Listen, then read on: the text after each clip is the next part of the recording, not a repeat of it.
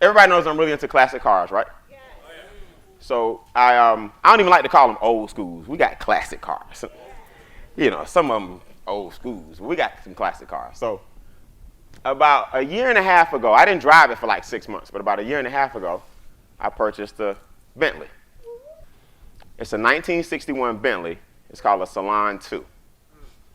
And so I got it. I wasn't planning on getting it. I was at a fundraiser, and we were out there just donating to the cause, networking, and it was at the Bentley dealership. So they got this car all roped off. It's just roped off. You can't touch it. It got a little fake security guard. You know why? I don't know why security guards think because you got a belt and a badge, you tough. So a little fake security guard over there, he watching it. It's roped off. Nobody can get to it. But if you don't ask, you don't get. Everybody was acting like they were scared of it. So I asked, is this for sale? The guy said, yes. How much? Told me how much. How much was it? They told me how much. And you don't get everything you want. So they asked me how much was it. I asked how much was it. They told me. I said, I want it. Let's go. We'll be back to get it Monday, right? So we get it. It's cool. Drive on the right side, very awkward. It feel like the boat. We start calling it immediately Big Bertha. We're like, well, we got Big Bertha. So we riding down the highway. Everybody looking at you because you're on the wrong side. We was taking it to rallies because I do a lot of vintage cruising. Got a little crew I roll with called vintage cruising. So we all line up, 8, 10, 12, 5, 7, 9 cars, all vintage cars. We all meet and we all go to the same place together. Make sure everybody's safe because you don't just ride in these cars anywhere by yourself. So it's 9 cars and 9 millimeters all up and down. For real, for real. So we get there, we all pull in. 9 cars, 9 millimeters. And we park the car, and everybody loves, not just mine, they love all the cars because they're really clean, really cool. One conference, I'm going to have my whole crew come up here, and we're going to park all the cars out there. It's going to be cool, right? So this past Saturday, true story, a gentleman that I met at all these rallies comes up to me, and he goes, Brian, what do you know about the owner of your car? I'm like, I don't know. Older lady, husband died. It was too much responsibility for her. She didn't want it. He said, man, that car is too custom. Now, this is a guy that's well known in the car industry. He says, way too custom. He said, 1961, they wasn't coming like that. That two-tone and that interior still looking brand new. He called out all these things that I had no idea, nothing about. This and that and this, and I'm just like, you know me, I'm like, okay, it's two-tone. He said, I'm gonna call you back. Now I want y'all to understand, this is the godfather of like cars. He's the top man in this car world, like in the Southeast. He's all over the world known, but I've become good friends with him. He said, do you know who Lenny Hayden is?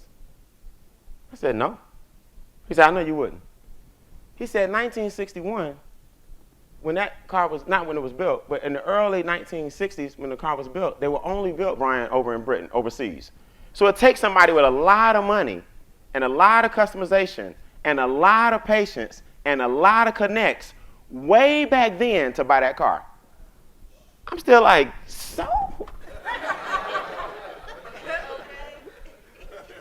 He said, you understand what I'm saying? Google Lenny Hayden.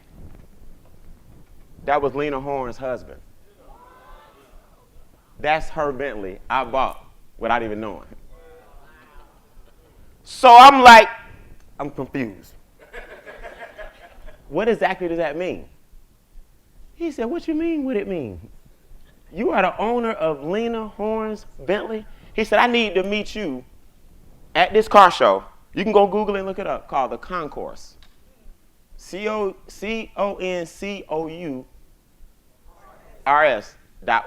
The Concourse. It's the #1 car show in the world. And he said, I need you there. I'm like, when? He like, tomorrow. I'm like, tomorrow? I'll be there. I ain't doing nothing, canceled everything. I'll be there. We taking this bad boy up to the Concourse. Sammy Davis Jr.'s Rolls Royce, James Brown, Lincoln Continental, Reggie Jackson's Porsche, Brian Beane and Lena Horne. I said, I'm stunned a little bit walking around. People like, that's you? I'm like, that's me, man, don't worry. Right there next to James Brown, So I see this young lady.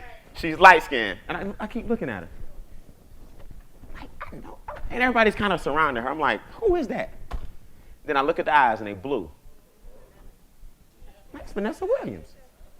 And she got all these cameras around her. And she had to pick the car that she wanted to do her interview in front of. She's like, well, you already know.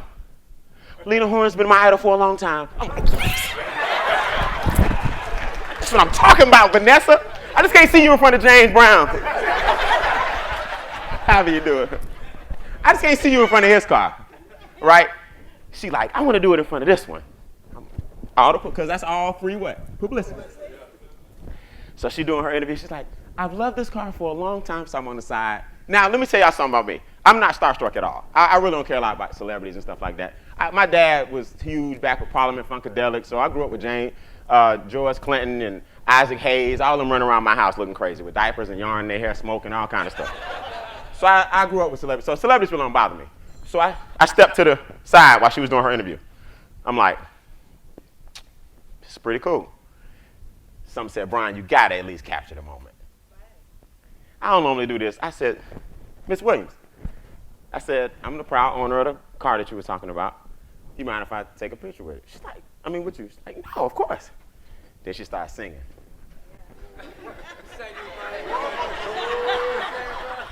Miss America, Brian Beane, right there together. She just singing, you bring me. Oh, that's Anita Baker.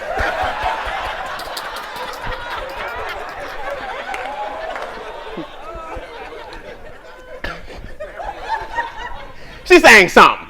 Don't know why.